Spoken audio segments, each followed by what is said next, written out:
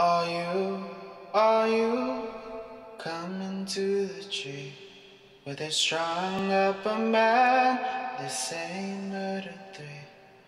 Strange things that happen here. No stranger would it be if we met at midnight in the hanging tree. Coffee. Without it, we would never have had the Industrial Revolution. We'd all be still living in Europe in mud huts. Here in Laredo, we have the Organic Man Coffee Trike. 4501 McPherson, the best coffee on the planet. If you can't get to Laredo, you can order from the Organic Man Coffee Trike.shop.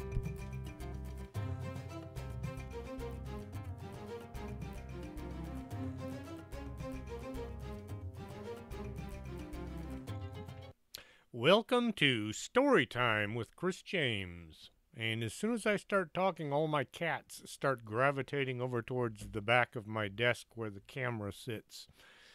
Okay, hopefully they'll leave the thing alone this time. I will pick up right where I left off.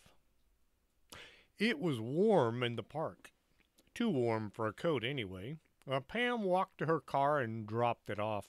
Then she wandered about the park, occasionally looking over at the two.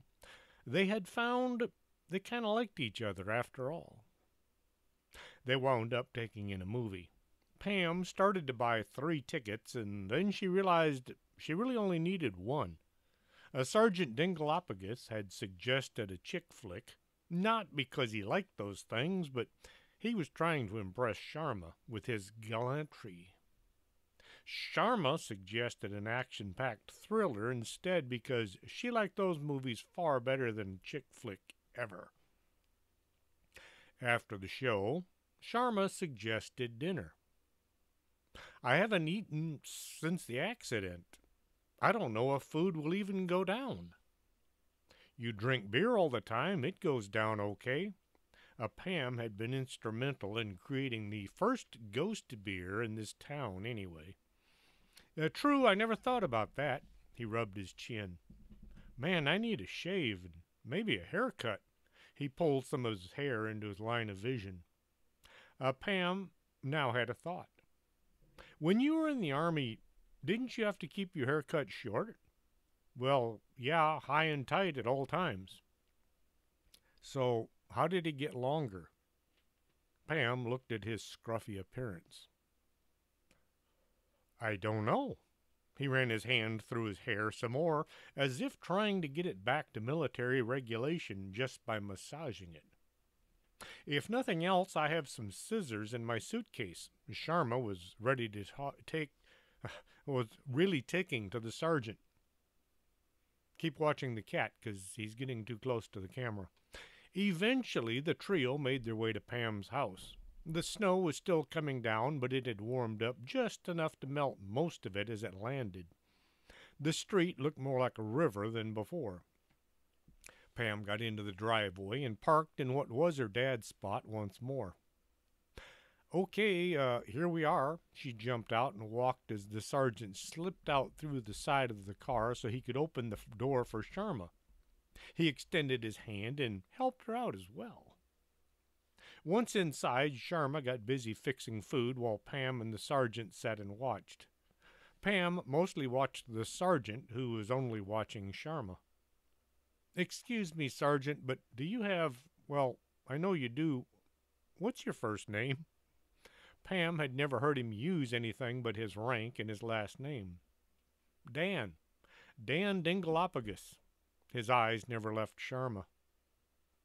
As someone once said, if you're a mother, you call at the wrong time.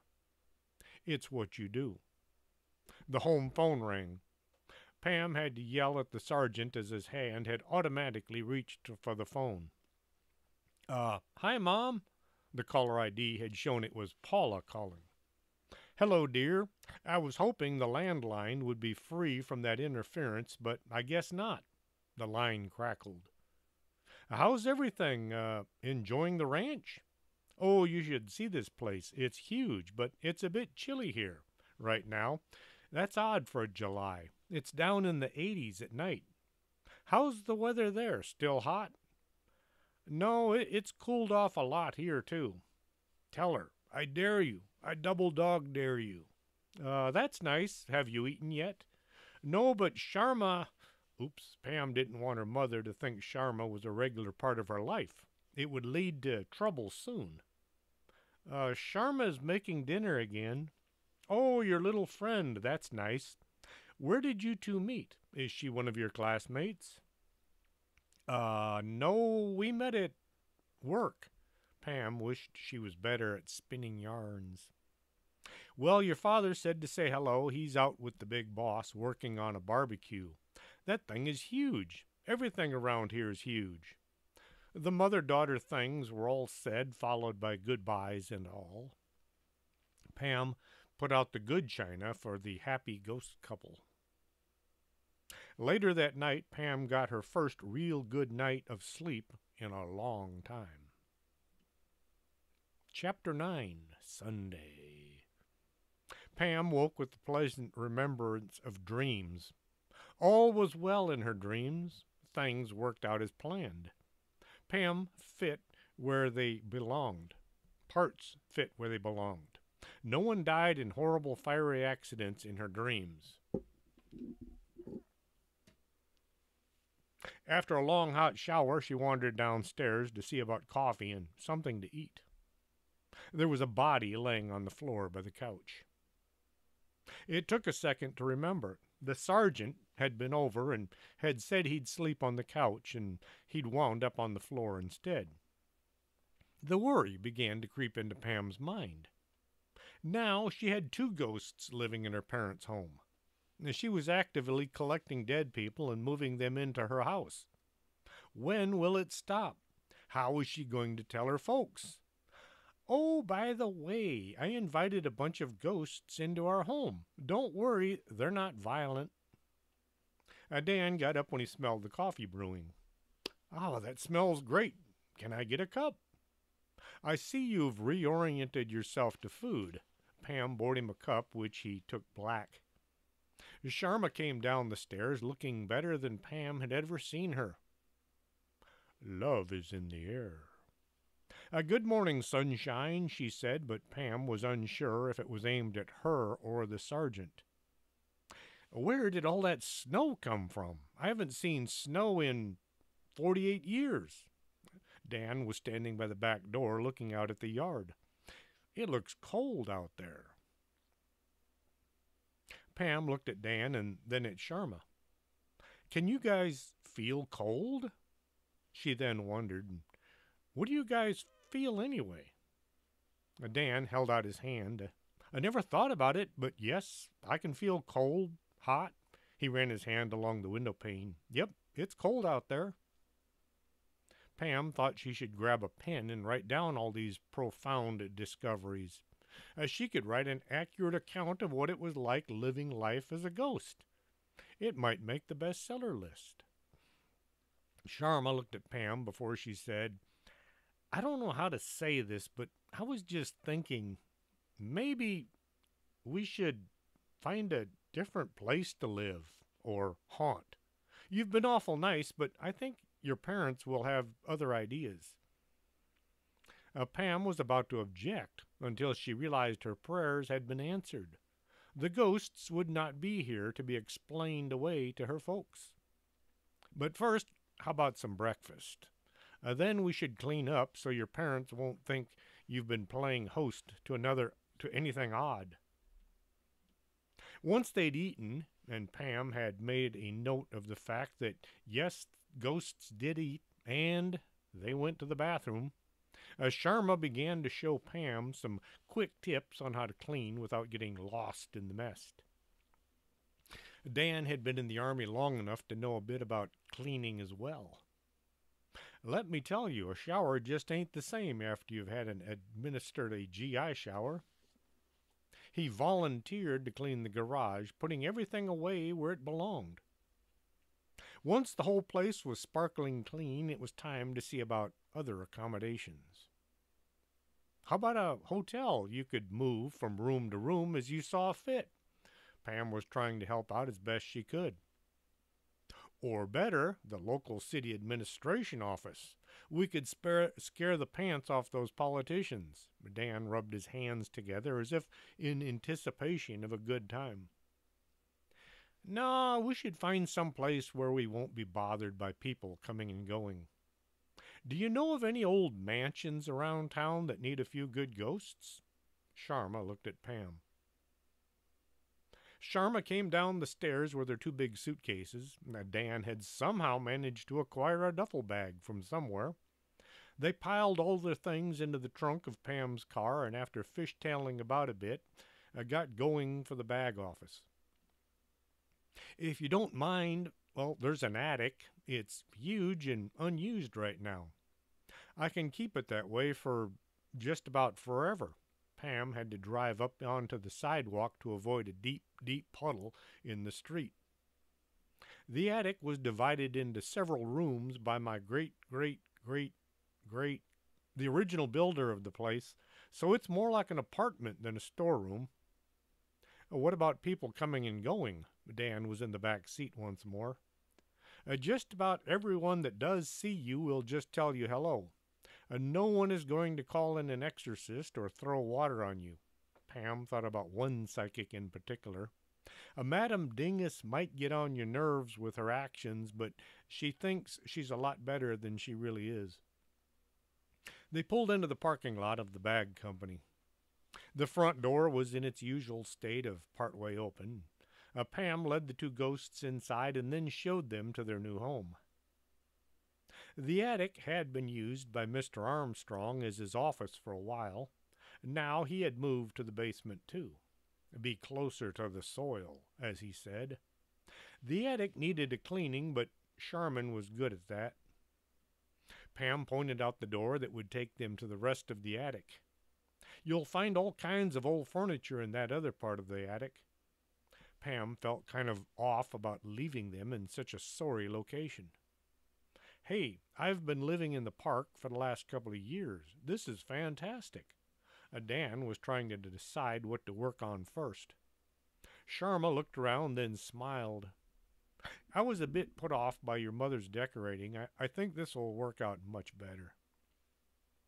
If you need any tools or anything, we're doing some work in the basement. Feel free to use anything you need. I'll square it with the workers. They spent some time just being there, and then Pam headed for the house. It was twice as clean as any time Pam could remember. Once she got home, she found the place was empty. She missed having the ghosts, especially Sharma, around, even if she was terrified for the first few nights. Chapter 10. The New Hire. Pam looked out her window in disbelief. The whole yard was nothing but snow. Her car was just a lump in the street out front. Oh, man, and I've got to be there to get Susie started.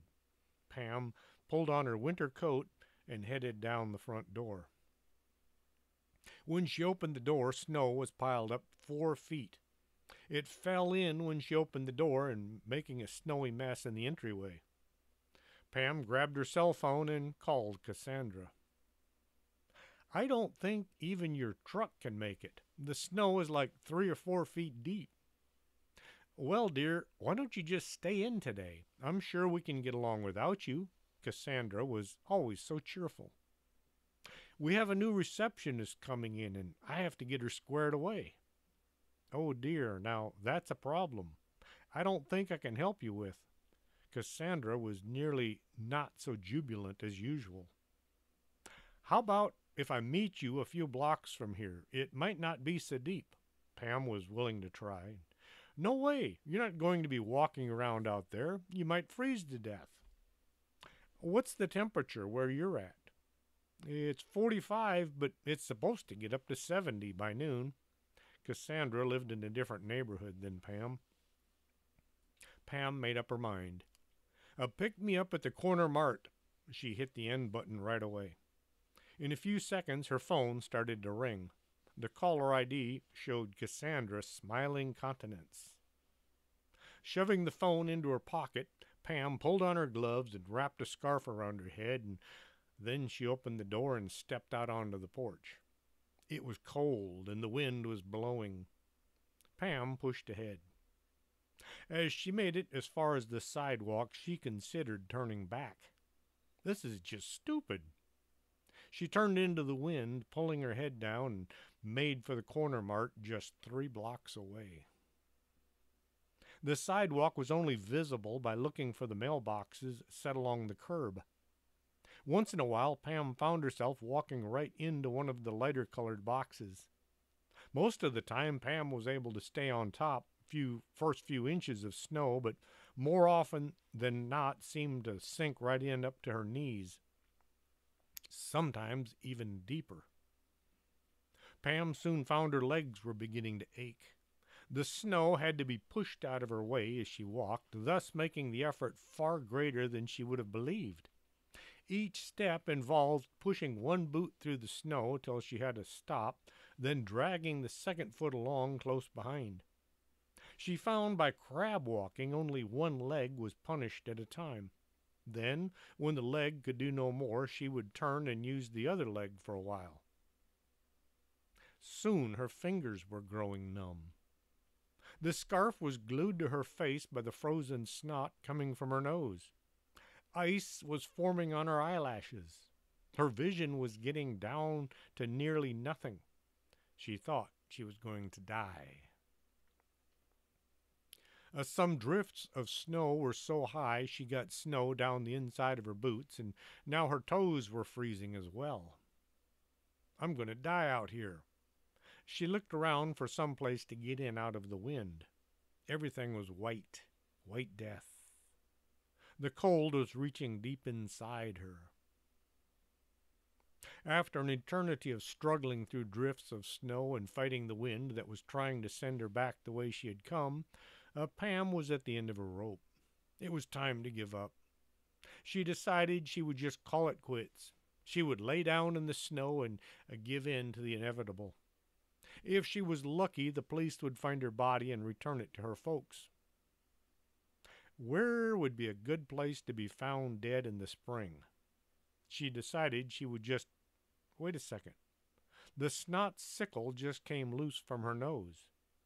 She looked up and she could see. The ice forming on her eyelashes had thawed out. Stumbling on ahead, Pam saw the sign for the corner mart just ahead. I'm alive! She threw her hands in the air as if having just crossed the Antarctic ice pack. Soon the snow was more of an inconvenience than anything else, and it was less than a few inches deep. Pam stepped into the parking lot of the corner mart, and there was Cassandra waiting in her pickup. She walked over to the passenger side and hopped in. Oh, Pam, dear, I was so worried. You shouldn't try such dangerous things. You could have been killed. Pam brushed the ice from her sleeve, and I wasn't that bad. She hoped the feeling would return to her toes soon. Arriving at the office, Pam found Susie sitting in the waiting room. Sorry I'm late, Pam looked out the door at the green weeds growing out front. It was 68 degrees and sunny. Tied up with other things. Pam didn't want anybody to think she didn't respect their time. Oh, that's all right. I was just sitting here watching that shadowy guy cruising around. Susie pointed to the shadow that always hung around trying to cause trouble. Pam was surprised Susie could see it. A few people could. You like coffee? I love coffee, especially exotic blends. Too bad most are so expensive I can hardly afford to buy them.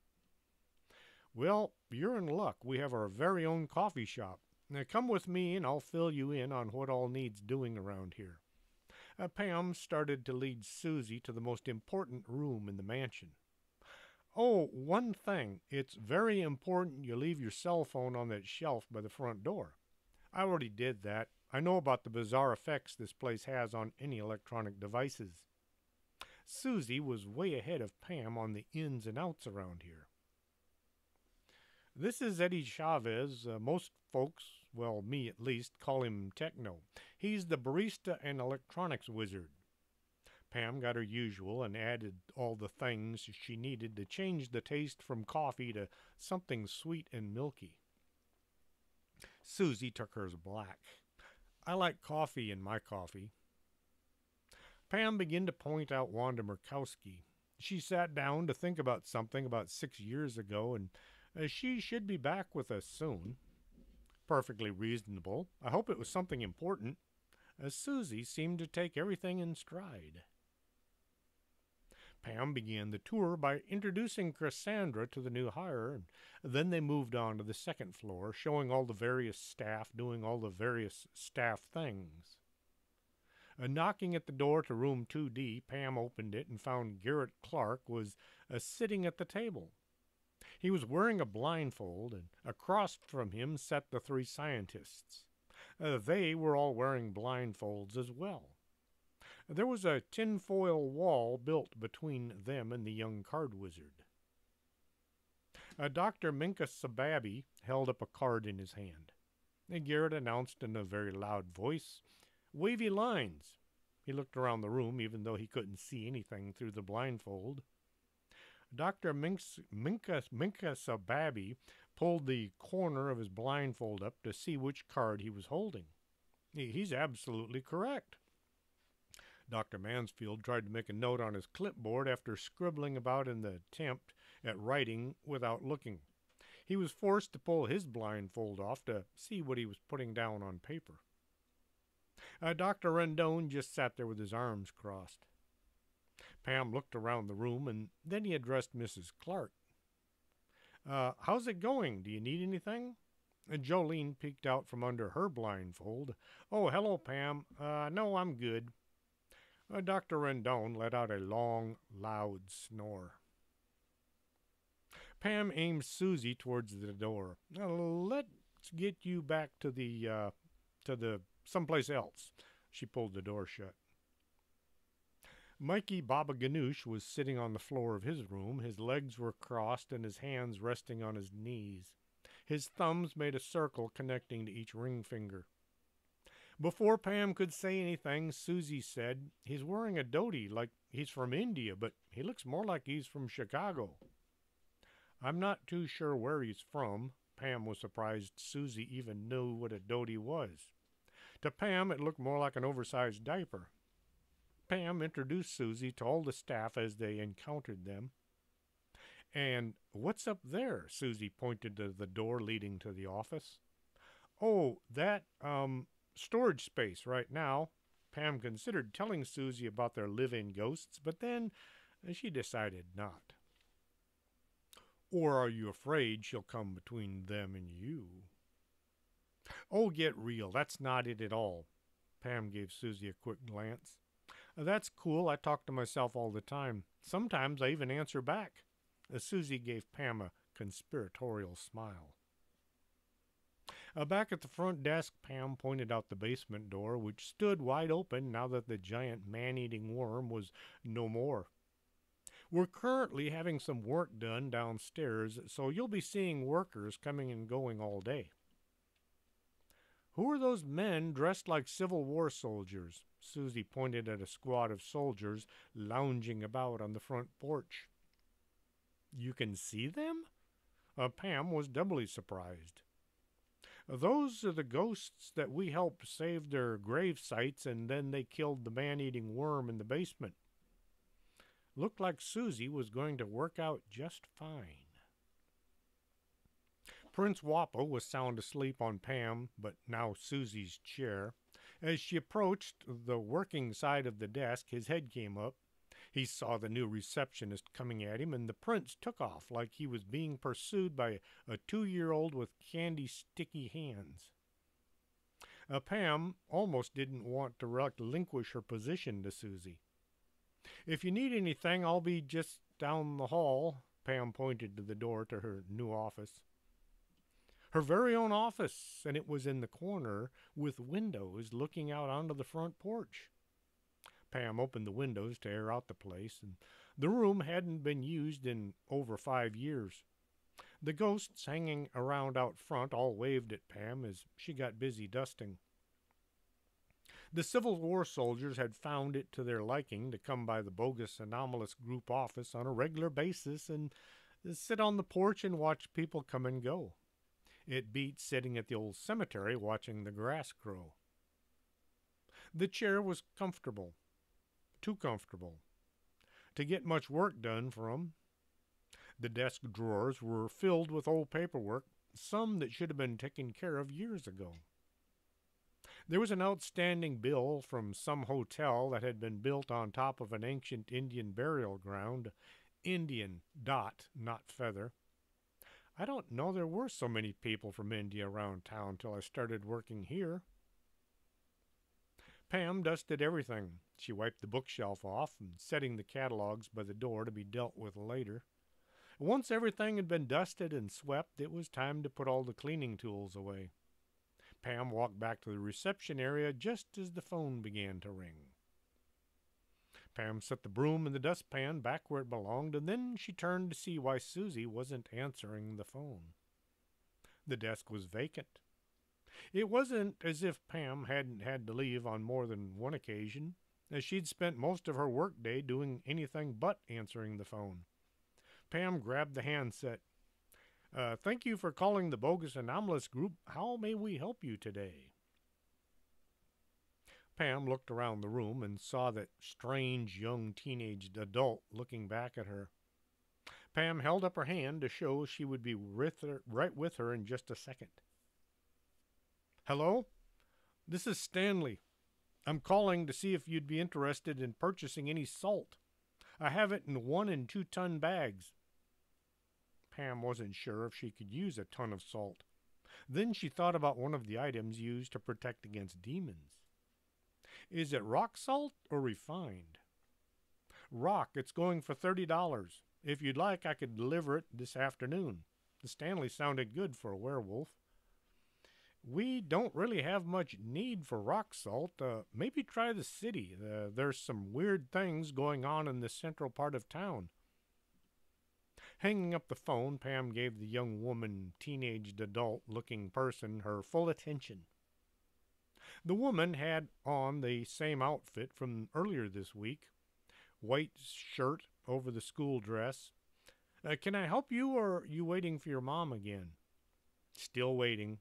The woman was acting very much like a girl half her age, swinging her legs back and forth, as she even blew a huge bubble of gum and let it pop across her face. Pam thought about it for a second and decided it was a good idea to find out if this girl-woman was in need of staff intervention as well. My name is Pam. I used to be the receptionist here. She smiled as wide as was appropriate. Bonnie Fulbright. I only come here because my mom needs her head straightened out. I think she's crazy. Pam wondered who the real crazy one was in the family. What makes you think that? The girl-woman went with her conspiratorial voice. She hears voices in her head, talking to her and things. Only crazy people hear voices like that. Speak for yourself, you confused teenage impersonator. And who is she seeing today? Pam figured one of the healers would be the only possible answer.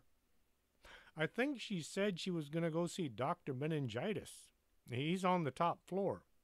The girl blew another bubble, and it burst on the end of her nose. I see, but Pam didn't. She thought and thought about it, but she didn't think there was a Dr. Meningitis. Hilda came clomping down the stairs, and as she got to the bottom step, she turned and plopped down on her sitter. Oh, shoot, I'm okay, just need to... She rolled over and tried to get her feet under her. I got it, just need a... Pam went to assist the off-balance healer. Today she had on a jumpsuit that would have been in fashion in the early 80s. The whole thing was made up of gold, shiny material. She had on some monster-soled go-go boots just to round out the ensemble. Try getting your toes up against the bottom riser. Hilda's feet kept sliding on the hardwood floor. Pam was pulling herself back to her feet when she noticed the girl-woman had fled the coop. That woman needs something, and I don't think we have around here. That kid? What's up with her? Hilda was now sitting on the edge of Susie's desk. Pam was sitting on the first step. She said her mother was upstairs visiting a doctor that doesn't exist. Ah, Hilda attempted to stand once more, and she managed to make it to the stairs before having to grab for the handrail to keep from colliding with the floor once more. Her hand wound up holding the top of Pam's head instead. That feels weird. Pam held still so Hilda wouldn't plummet from her precarious position. It took no time at all for Pam to discover sitting in her new office was horrible. Aside from the view of the front porch, there was nothing to do in there except leave, as she wandered back out to reception. Mrs. Hatchett was there, waiting to see either Hilda or Cassandra, whichever finished up first. She was reading a magazine called Guns and Gardening. The phone began to ring. Thanks for calling the Bogus Group. How might we help you? Pam was feeling a bit run down. She saw the book she had picked up in San Antonio was now in the middle of Susie's desk. As she listened to the caller inquire into whether the bag used cable or direct something or other, she flipped the book over to be doing something with her hands. That rumbling sound was me trying to get my cough button out from behind the keyboard. Should have done that before I started. I'm sorry, but we don't have any TV here at all. No, sir, I'm quite sure we wouldn't be interested. No, not even one. Thank you, I'll keep you in mind if things ever change.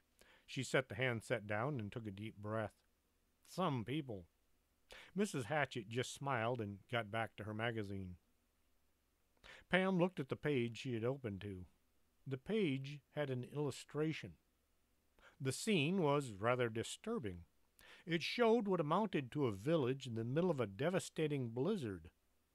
Whoever had been the artist really knew how to create a dramatizing image. It makes me cold just looking at it. Pam flipped a few more pages and found another winter disaster illustration. This one showed what looked like the inside of a tavern filled with half-frozen villagers. Man, who wrote this thing? Pam flipped to the front title page to see who was the author. Where normally there would have been an author, publisher, and copyright date, there was just a blank page. She flipped back and forth, but found no reference to the instigator of this depressing volume. As Pam was closing the leather cover, she remembered last time she'd had contact with this manuscript, as she'd had on heavy gloves. Shoot, she tried wiping her hands on the legs of her jeans. Cassandra came out to see about her next client. Cassandra, have you seen Susie?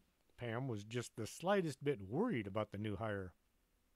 Not since you introduced her this morning. Cassandra got Mrs. Hatchett up on her feet and headed towards the healing room.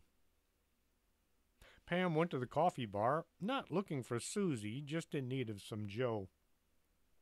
Mr. Techno, did Susie have to leave or go somewhere or something? Not that I'm aware of.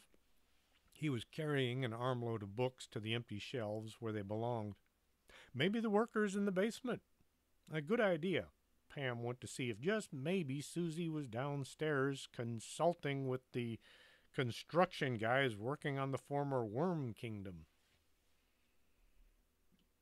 Last time Pam had been down here, she'd wound up lost in Mirrorland, but that was another book. Now the lower part of the mansion was being converted into combination storeroom and office space for the future growth. Pam planned to empty out the dining room, which at this time was filled with boxes filled with papers that just had to be kept. Boxes could be moved down here, and the dining room could then be used for something more creative and worthy, like maybe something else. The portal to Mirrorland was over against the far wall.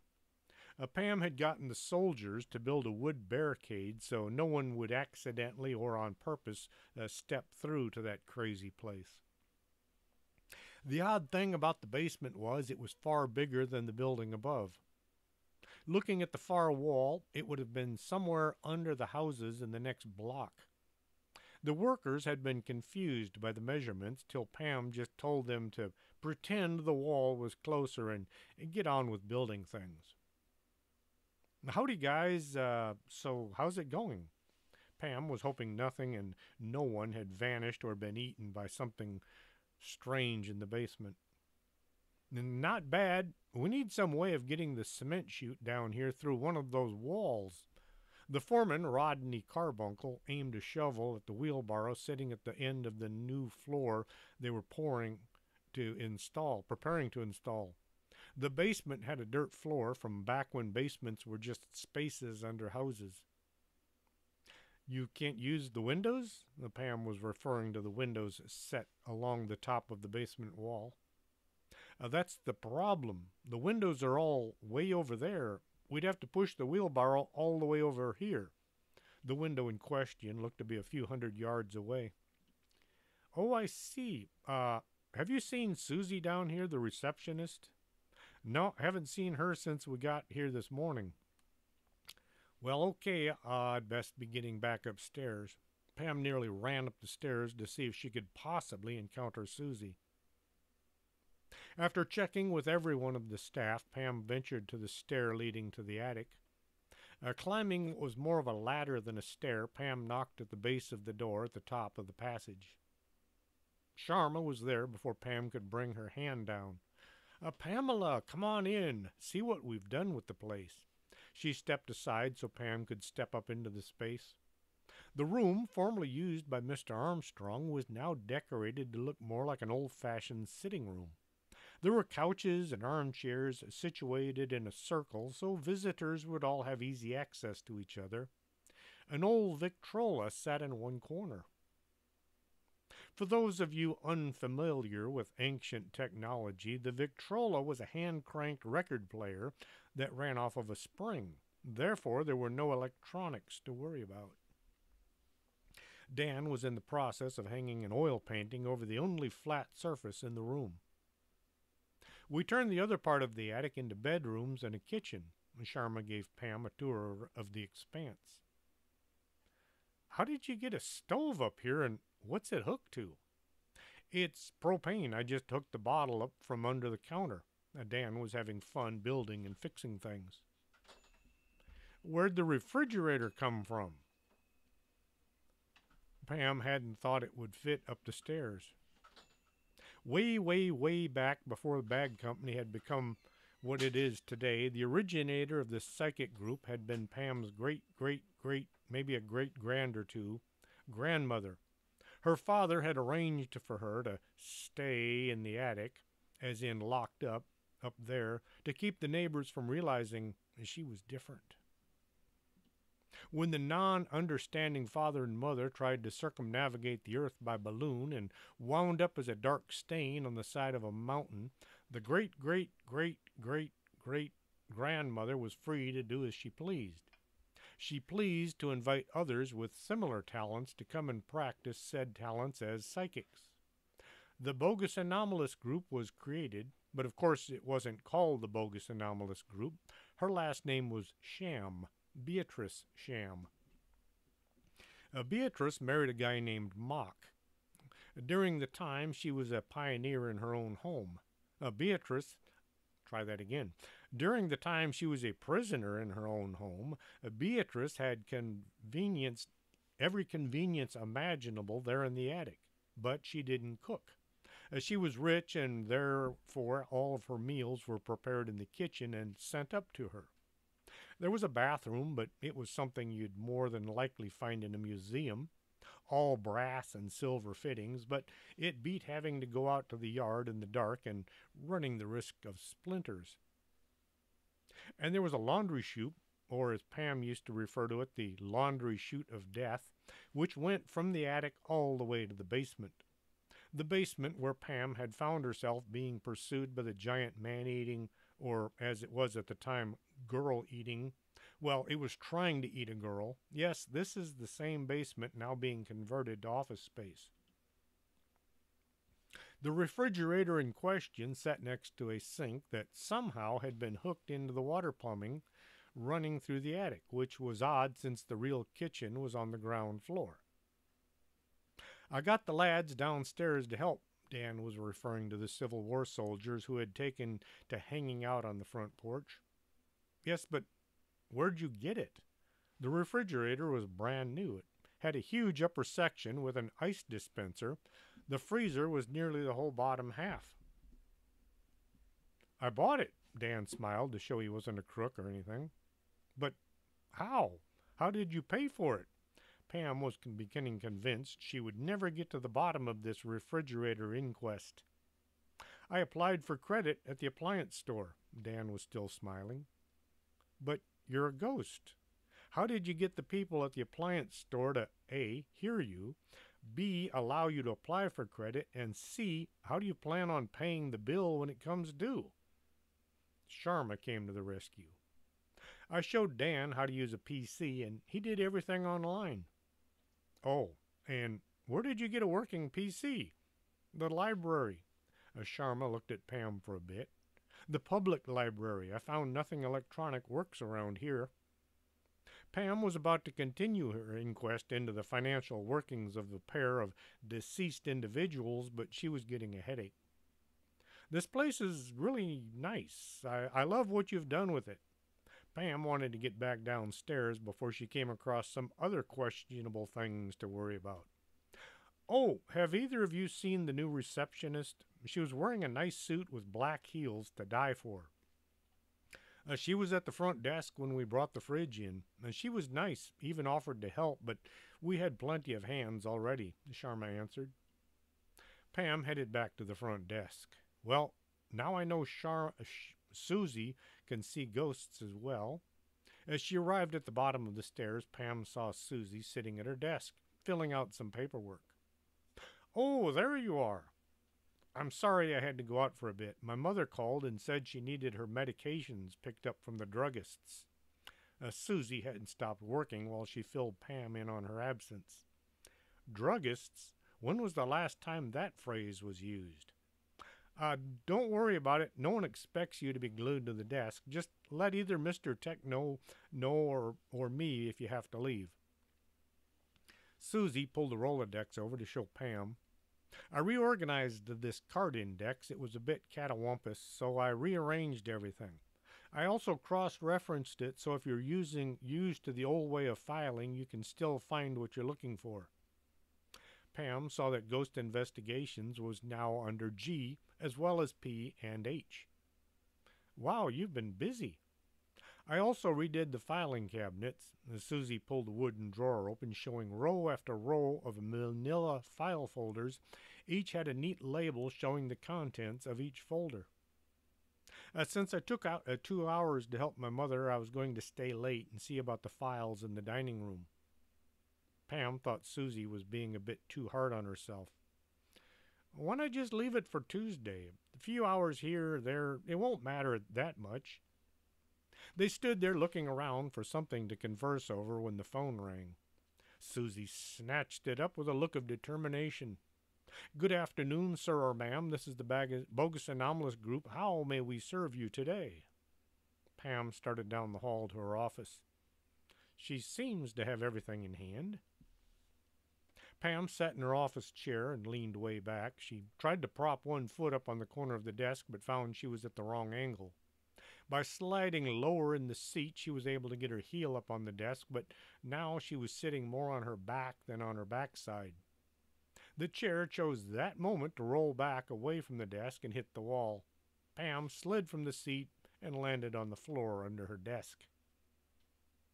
There's a guy on the phone wants to talk to you about the weather. Pam stuck her head out from under the top of the desk. The weather? Why would he want to talk to me about that?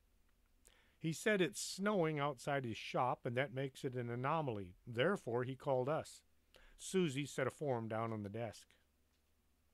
Pam looked at the form. Across the top it said, Bogus Anomalous Group Investigation Request, followed by a lot of pertinent information, things you'd want to know before heading out the door to an investigation, like address and phone number and what the heck is going on to cause someone consternation.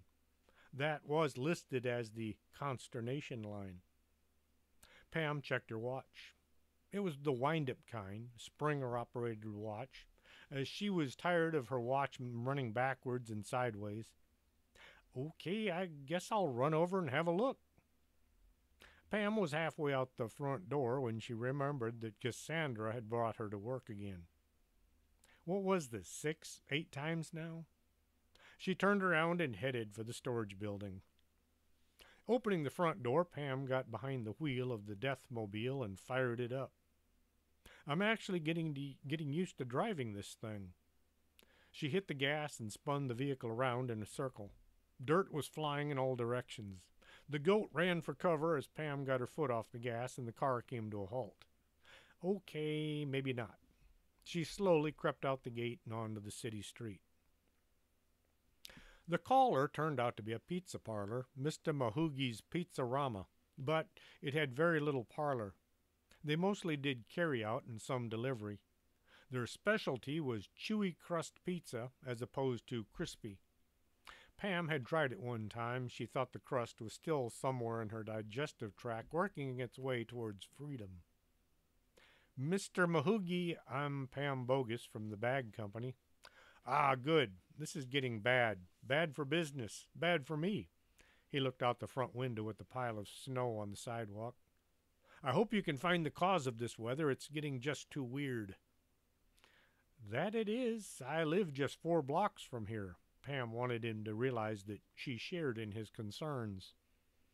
We have decided to band together and hire you to get to the bottom of this nonsense. Mr. Mahoogi pulled a sheaf of papers from under the counter. Everyone in the shopping complex has signed on, except that jerk on the corner. That jerk, as he referred to him, was the guy who sold accident insurance at highly inflated rates. If you ask me, I think he has something to do with this weirdness. Pam pulled a pencil from her purse and made a note to keep an eye on the guy on the corner. I'll start by looking for the center of this anomaly, then we'll see what we can see.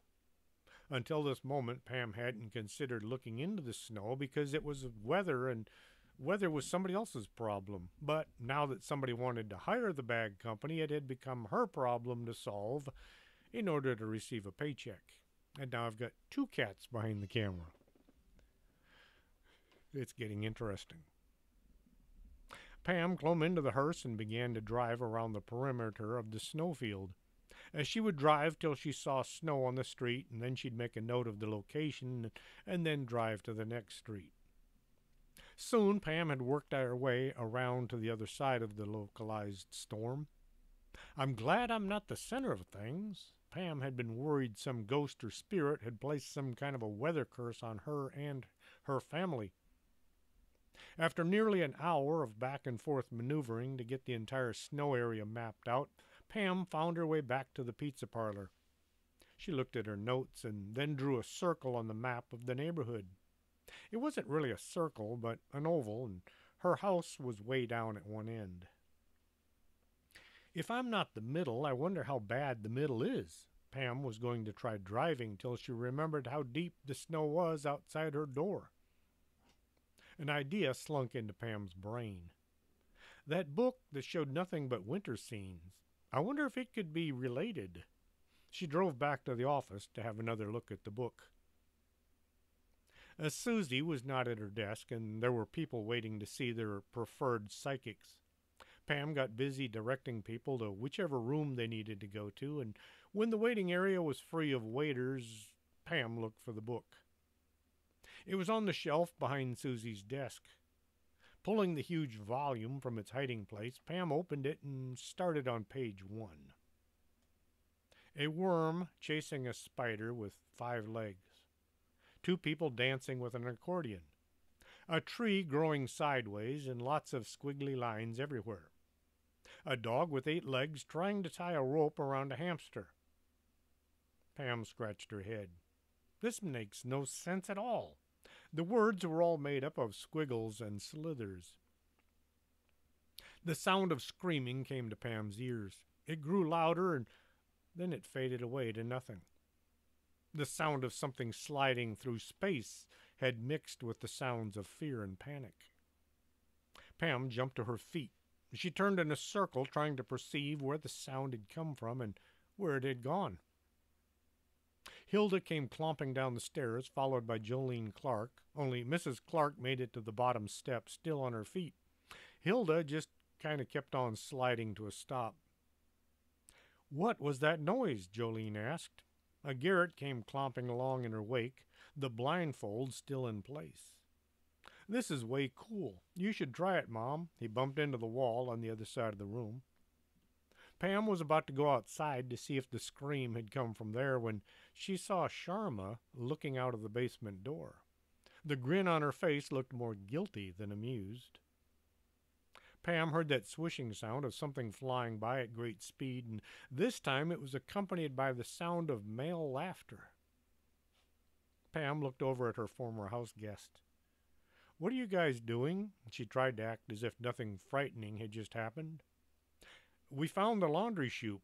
That's just the best." Sharma came up from her semi-hiding position, followed soon by Dan, who looked as if he'd never had so much fun. Jolene looked over at the basement door and then back at Pam. "I hope you're talking to someone I can't see." And she'd been around Pam enough to know there were things going on around them as she was unable to perceive.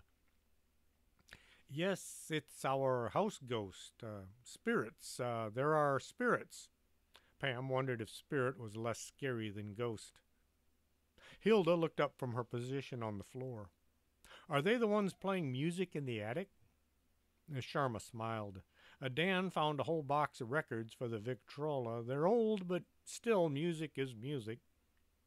When Hilda didn't acknowledge Sharma, Pam passed on the answer. "The ghosts are listening to old records. I hope it's not too much for your clients." "Oh, no, it's just a bit spooky, not knowing where the sound was coming from." Hilda rolled onto her hands and knees, and then she got one foot under her. "I got it." Pam got her back to her feet. "Here, give me your hand." She pulled Hilda back to a semi-standing position. "There, you take it from here." Pam walked back to Susie's chair and flopped down. That was just way too much work. With Hilda clamping back upstairs and Jolene and Garrett Clark heading home, Pam got back to the book. "This is unintelligible." She looked at the rows of books behind the desk. "There used to be one in German here. Ah, there it is." She pulled an old but not as old book from the shelf and tried comparing script. "Not German." Pam put that book back in its spot. Sharma took a quick look over Pam's shoulder. "It sure isn't Hindi." Then, to be sure, she looked some more. "It's not Sanskrit or Kariboli either." Dan just looked up at the ceiling. "I have a hard time with English. Don't ask me." Al was driving while Paula sat reading a magazine she'd picked up just outside of Dallas. They were both anxious to get home. Not that they didn't trust their kid to behave. It was more like they were concerned about some of her behavior. Al had always suspected something, seeing as his mother had been somewhat psychic. When he was a kid, he could never get away with anything without her knowing exactly where he and his brother were and what they'd been doing. When Ray, his older brother, had mentioned he could use some help around the business, Al had suggested Pam as a potential new hire. Now she was spending so much time at work he thought he'd have to go to her job just to see her. And to think Paula said he spent too much time at work. Paula was worried Pam was becoming a workaholic. She hadn't been on a date since that time her and 10 of her closest friends went to see a movie. Only 2 of them had been boys. That still qualifies as a date, right? If she'd had a chance, Paula wouldn't have changed a thing, except maybe Pam's propensity for talking to herself, and the times she would look at an empty space and say she saw someone. Other than that, Paula wouldn't change a thing. As they came into town, Al seemed to relax a bit. It had been a long weekend. First, he'd received that award at work, all those people clapping and telling him what a great innovation he'd come up with. He had felt great once all the excitement was over and he could get out of there. But then the big boss had asked, which meant told him, to come on out to the ranch. This did very little to set him at ease. Al liked to be at his own place at the end of the day. The slightly used pickup was Al's pride and joy, and it was paid for, so he took care to keep it in good repair. He eased off the freeway and turned onto the street that would lead to their home, which was also paid for. As they grew close, the weather took a turn for the worse. It almost looks like snow. Al kept looking up at the weird-looking cloud bank that just hung there. Oh, come on, it's July. It must be some kind of a rainstorm. Paula looked at the odd-looking cloud ahead as well. As they got closer to home, the windshield began to fog up. Al turned on the defrost without thinking about it. He thought about it after the fact, though. Rolling down his window, he quickly rolled it back up. It must be 40 degrees out there. He looked at the thermometer on the dash. Oh, it's more like 38. Oh, come on, that thing must be broken. And Paula rolled down her window and then rolled it back up. Okay, it's not broken. How can it be so cold? She remembered Pam telling her it had been a little bit cold here at night. Look at that. It's snowing. Al was about as amazed as he'd seen a politician doing the right thing. They continued on down the street, unable to speak due to their brains being overloaded with amazement. Al pushed the button on the dash, putting his mighty steed into four-wheel drive. The snow was doing its best to refuse their passage to their castle. He put his lights on even though it was only 4 in the afternoon. It must be one of those Arctic inversion things they talk about in that movie. Paula grew worried about Pam. I hope she's all right. Her motherliness kicked into high gear. The street they lived on was under 3 feet of snow. The pickup plowed through as if this kind of thing happened all the time. Paula was relieved to see Pam's car was sitting at the curb. Well, at least she thought it was Pam's car. It was just a huge pile of snow in the shape of a car. Al gunned the engine and rammed the snow out of the way as he maneuvered into the parking space. There, we're home. He hesitated to open the door. Looks cold out there. Let's go before we change our minds. Paula swung her door open and hopped out. Al opened his door into the wind, and he felt icy fingers trying to rip his shirt off. Go, we'll get the suitcases later. He stumbled to the front porch. Al had a hard time getting the key in the lock. Ice was forming over the keyhole. Storming in through the door like a SWAT team making a dynamic entry, they stomped and shivered as the warm house welcomed them home. Pam, we're home. Paula listened. Think she's here? Her car's at the curb. Paula pulled her cell phone out, and she had to search for Pam's work number. She listened as it rang. Pam answered the phone.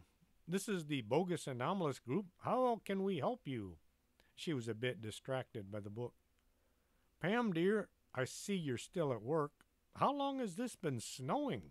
Paula was relieved her kid was alive. Snowing? Oh, yes, that. I would have told you, but I figured you'd think I was on drugs. Pam felt just a bit wrong in not mentioning this minor detail to her mother. It's pretty bad out there. Is it snowing at work, too? No, it's just a bit cold. Nothing bad or dangerous here. Pam noticed a cold breeze blowing in through the partially opened front door. I don't think you should even try to get home tonight. It's snowing and the streets are icy. Stay with that new friend of yours. What's her name, Sharma? She sounded nice. Okay, I'll do that. Pam wondered what her mother would have said if she had known that Sharma was dead. The usual motherly-daughterly things were said back and forth. Al got close enough to the phone to say hello and then see ya. As Paula was talking to Pam, she had begun to wonder about the house. She found everything had been cleaned. Not just cleaned, but polished. Al, would you look at this? Pam must have worked all week to clean our house like this. She must be learning time management there at her job. He was impressed. The kid had outdone anything they would have expected from her. Maybe we should leave her alone just a little bit more. Let her keep doing nice things like this. Pam looked at Sharma and Dan. It looks like I'm staying here tonight. My house is snowed in. Oh, we can put you in our room, Sharma said. No, I'll sleep on the couch. Take my room, Dan put in. I think there's a bedroom down here. Pam recalled when she was searching for a way to the back of the house. Someone had locked the kitchen door, so Pam had gone exploring. One door to the right of the hallway next to Cassandra's office had contained a bed, which looked like it was somebody in it. Odd place for a bed, or for a bedroom. I guess any room you put a bed in would be a bedroom. Pam got up from her former desk. Let's have a look. She felt a lot less timid having two adults along. The trio went down the hall past Cassandra's healing room. This door, Pam knocked and then turned the knob. There was the bed. It had been made and looked as if nobody had used it in years. I'll just use this one. The window on the wall looked out on the weeds of the side yard. Pam wondered what it was she'd seen last time that made her think there was somebody here. Well, at least let me loan you a nightgown. If you have to get up in the night, we can't have you running around in your underthings. Sharma was at least 6 inches taller than Pam, but nobody was going to see her tonight. They did a quick cleaning so Pam wouldn't have dust flying about as she slept. Dan spoke up. What are you doing for dinner? I guess I'm coming to y'all's place. And that sounds like a good place to pause for now, and be sure and tune back in for the next exciting episode. And if you enjoy the show, let other people know that Storytime with Chris James is out there. Until next episode, this is Chris James for Storytime. Are you coming to the tree where they strung up a man? They say murder 3. Strange things that happen here. No stranger would it be if we met at midnight in the hanging tree.